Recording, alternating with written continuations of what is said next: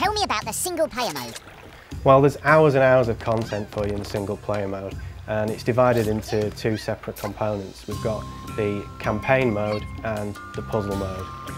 The campaign mode is probably a good place for people to start if they're unfamiliar with Worms games, or maybe they're experienced players and they just want to see the new features we've implemented, such as the Worms classes, the physics objects, or the dynamic water. There's 32 missions altogether, and that's spread out over the 4 different themes. We'll start you off gently. There's the training missions to get you going, and then by the end of it we've really upped the ante, and if you're not an experienced Worms player, by the time you get to mission 32 then you never will be. And then we've got the puzzle mode. Now the puzzle mode, it's more about challenges. It's missions with a certain objective. Now that objective could be to get a vital worm that's on the enemy team, or it could be to collect a crate, but you've only got certain items and certain ways to achieve that goal. This is a real strategic side of Worms games. It's going to be a head scratcher, and I think it's really going to excite people when they finally get to finish one of the puzzles. There's 20 of those in total, so there's plenty there to keep people going. Let's get down to the nitty-gritty. How can I beat my friends? Well, there's a couple of ways you can play against your friends with Worms Revolution. There's local play and online play. Local play, it's the social side of Worms really. That's where you get 3 of your mates round to your house, all 4 of you sit on the sofa, and you can either grab 4 pads or you can get 1 pad and pass it round, and you can enjoy the banter and the fun that goes with playing Worms with people in the room with you. And there's nothing better in local play than seeing the expression on your mates' faces as you drop their last worm into the water. And then you've also got the online mode.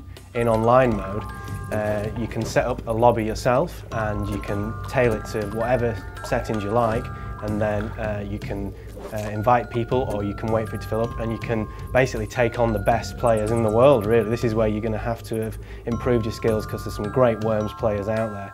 Or if you don't really want to mess about setting up a lobby yourself, you can always join one of the lobbies that will be out there, do a search, dive in, and once again see how good you really are when you're up against the best players in the world. So you can play it at home, you can play it online, but either way you can have a great game.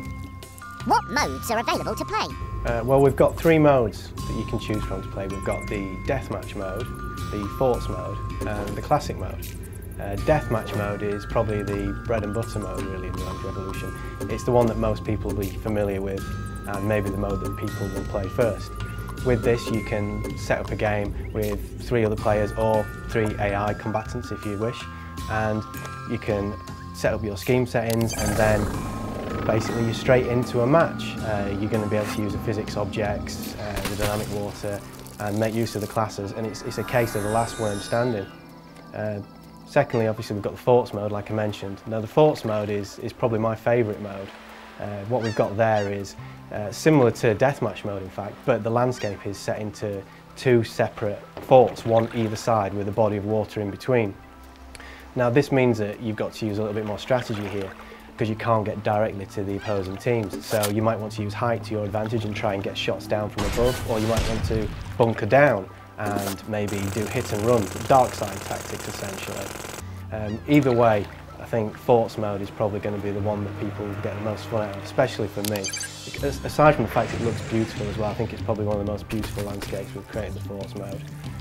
And lastly, we've got the classic mode. Now the classic mode is for the Worms purists. It's for people who have played Worms before and maybe they want to experience that same kind of game. They don't want to have the dynamic water, they don't want to have to mess about with Worms classes, and maybe they don't want the random nature that a physics object might include in the map. So that's all removed, and they can get on with playing Worms classically as it was originally intended. So there's something for everyone really in all the games modes.